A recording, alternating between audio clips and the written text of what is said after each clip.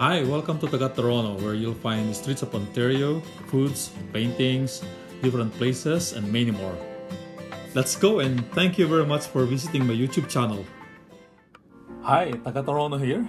Today we're gonna cook a quick salted shrimp with Brussels sprouts and oyster sauce, and some other ingredients. I used olive oil to saute the garlic, onion, tomatoes, Brussels sprouts. Then I also add the shrimps, black pepper, and oyster sauce. After a few minutes, it became watery because of the juice of frozen shrimps and other ingredients.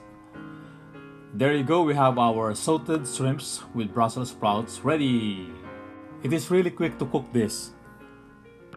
Hi, please subscribe to my YouTube channel and hit the bell button so that you will receive an automatic notification.